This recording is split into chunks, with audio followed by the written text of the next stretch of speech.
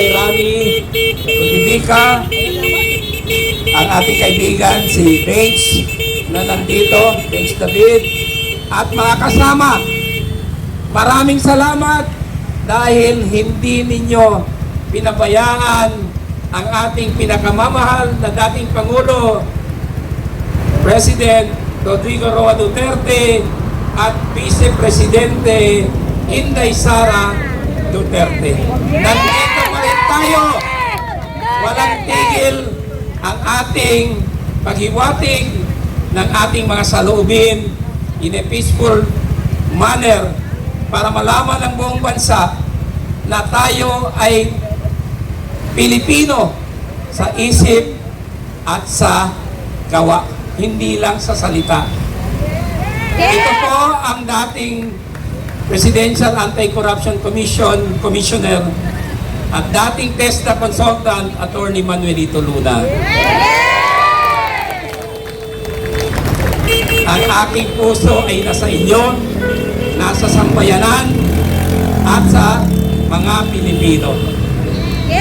Ang World Bank ay nagpalabas ng anunsyo na nakakalungkot dahil pag hindi natin naisalba ang sitwasyon ng ating ekonomiya, tuloy-tuloy na tayo sa pagbagsak. Dahil sa mga nangyaring mga nakawan, mga maling polisiya, bad governance, at ibang priorities. Gusto kong sabihin sa inyo na may plano silang baguhin ang konstitusyon through constitutional amendment. Hindi po yan pwedeng gawin dahil pag term extension, kailangan ng constitutional revision. Buong konstitusyon ang babaguhin. Kaya nga dangerous. Dahil hindi lang yan ang gagalawin nila. Hindi lang i-extend ang term ng mga opisyales mula congressman, senador hanggang presidente, but ang ibang mga provision ng Constitution gagalawin nila. Kaya yan ang bagong issue na gusto kong ilabas sa inyo na narinig nyo na rin nung ibunyag ni Senator Ivy Marcos yan. Diba? So, may plano talagang palawigin ang termino nila. Ang sama naman, pambira. Anong klaseng demokrasya yan? Ayaw ba nila harapin si Bibi Sara sa 2028 presidential election? Natatakot pa silang matalo? Bakit? Bakit constitutional amendment ang gusto nila? Na imposible naman gawin dahil ayaw ng sambayan ng Pilipino yan. Remember, mula pa nung time ni FBR, may attempt para baguhin ang konstitusyon. Halos lahat ng presidente nag-attempt na baguhin ang konstitusyon. Ni isa, walang nag-succeed. Ito pa, na marami tayong problema ngayon. Dapat, ang tutukan ng gobyerno, ang good governance at ang ekonomiya. Kasi ang problema natin, yung ating tiyan. No? Di ba? Maraming naghihirap bakit yan ang gusto nilang i-prioritize?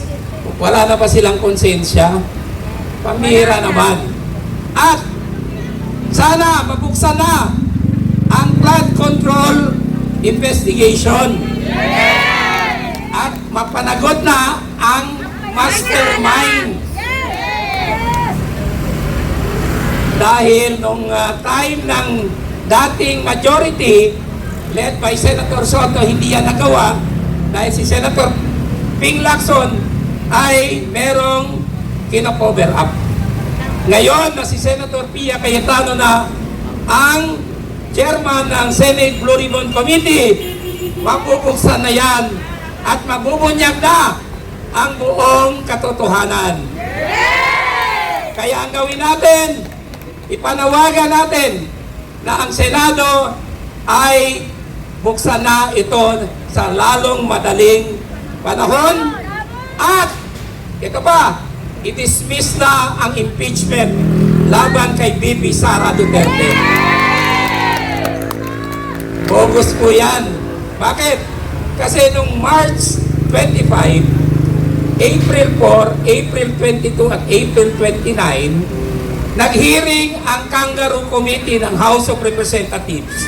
When Congress was in recess, sarado ang Kongreso, nag-hearing sila ng 4 na araw.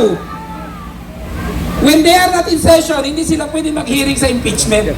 Kaya void ang kanilang finding of probable cause, void ang pagpresenta kay Trillanes, void ang pagpresenta kay accused kidnapper Madriaga, void ang unauthorized disclosure ng AMLAC confidential information, at ang proceedings ng House of Representatives Committee on Justice na sinasabi natin Kangaroo Committee ay void ab initio. Kaya dapat i-dismiss yan ng Senado bilang impeachment court para makausad tayo sa problema natin sa ekonomiya at pigilan ang charter change. Maraming salamat mga kasama. Continue fighting for good governance. Defend our democracy. Defend VP Sara Duterte at ang ating sambayanan. Iligtas natin sa pagkalugmok. Iligtas natin ang ekonomiya para hindi lumubog ang barkong Pilipinas. Maraming salamat po.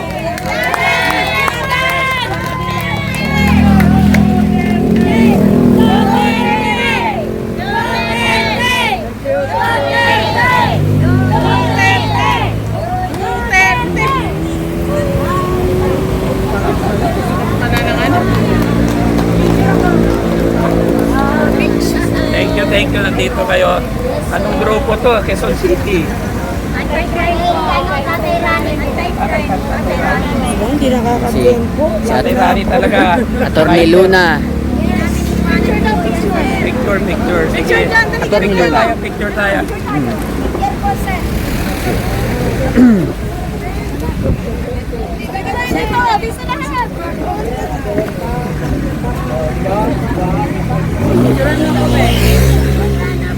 Sulan mo ako. Ano? Anong tayo kay Ate Rani? Doon kita tiran. Ate Rani.